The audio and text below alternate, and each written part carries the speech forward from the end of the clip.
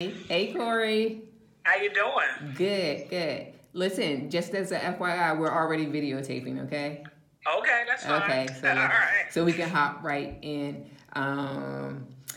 Listen, the difference between what we are doing versus what I'm going to be doing is that you're not a stranger to me. So I just want to put that disclaimer out there. Okay. No, you're definitely not strangers. Yes, we are not strangers. And I also want to make a point to say that a lot of my interview questions, in which me and the people who subscribe to my blog and who may follow me on social media, a lot of the questions will be based on your social media presence. Okay? So I'm going to be asking you about things that I have visibility to on your Instagram and on your Facebook. Okay. Perfect. All right. But first, how I like to start this is by asking, how are you? You know, I'm good. My job is good. I feel good. I'm in a place where I can't complain. I feel like that. I wake up every day. I'm feeling good. I'm in good health. Everything is good for me. So yeah, I'm excellent. I really am. Good. Just on a sidebar, because we aren't strangers, that is great to hear, Cory. That's really great to hear. And it was rough for a minute, with everything I went through. And, it's just like everything else. It's like you give yourself time to get over some things, you start to reflect, and then you realize that, you know what, you're on the better side of things anyway. And you know what, I think what people don't allow themselves to do is grieve.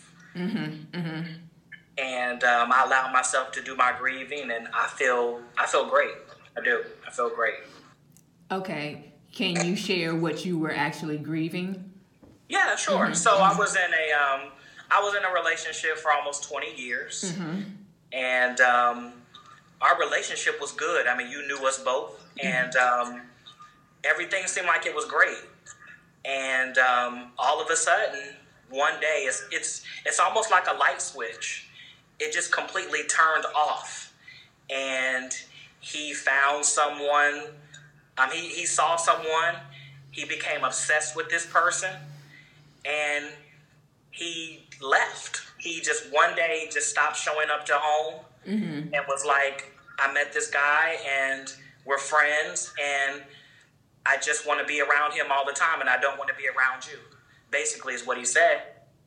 And it got to a point where things got really intense, and we were like, I felt like we were best friends, and we got along very well, no fights or anything. And he found this guy, and it just ended immediately, to a point that the guy ended up living in the house with us, and I couldn't do anything about it. So my world crashed within a month, and it was just like, it was just over. And that's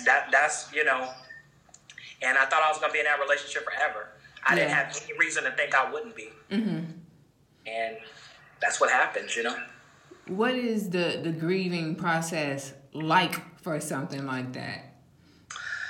I think the first thing that hurt me was I lost my best friend.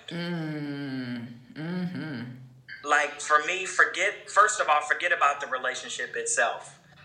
The best friend part, because what we always said was, if this ever did end, we would be very respectful because we're friends first. So when he decided not to do that, that hurt the most, because it's almost like a death. It's almost like your best friend is around you all the time, and then boom, they're gone. Right. So that was the first part of it, and then just losing the relationship itself and thinking that this person loved me, but just now I got to see him love somebody else in front of me. And so my grieving process, I mean, when they were in the house living with us for about 2 months, I locked myself in my room, and I went to work, and I came home, locked myself in the room, and that's what I did for 2 months until they moved away. And then once they got away, my real grieving started, and a lot of it was therapy, and a lot of it was getting my self-esteem back. A lot of it was just realizing that I'm worth more than what happened to me, and I'm not what happened to me. That doesn't define me. And just really just trying to get myself back out there and allowing my friends to help me, because that's another thing is, you're embarrassed and your friends trying to be there for you. And for a long time, I didn't let anyone be there for me. Mm-hmm. But once I opened that door and allowed friends to be there for me, it really helped me a lot. It did. Wow. How do you go home knowing that they're in the house? I didn't know if they were always going to be there, so I had to get myself mentally prepared. Mm-hmm, mm-hmm. And what happened was he was like, well, when it first happened and I called the police, and the police was like, well, you can't really do anything because he's considered a guest, so if you do anything, we can arrest you. Okay. It was more like, okay, I got to deal with this, and I just had to mentally prepare myself, and I had to say, you know what? I can let my emotions get the best of me and my anger get the best of me, and it turned out really bad. It turned out really bad for me. Or I can just suppress that right now. And I was cordial. Hey, how y'all doing? Mm-hmm. And then just went to my room, and there was really nothing else said. Cordial. Wow. And I had to do that. And you know what? I didn't think I was that strong to do that because I knew my anger was going to get the best of me. Mm-hmm, mm-hmm. But it didn't. And I surprised myself a whole lot. And people ask me, how in the world did you do that every day? And I tell them, I really don't know. I don't. When you allow the anger not to take over, if you're able to, does that make you feel freer? One of my own experiences is I did not want to hold on to being angry because what it was doing to me. Was that a similar experience for you?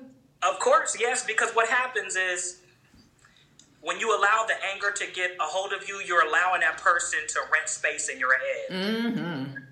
And I'm not an angry person, so I had to, even now, he and I text back and forth sometimes, and we're cordial.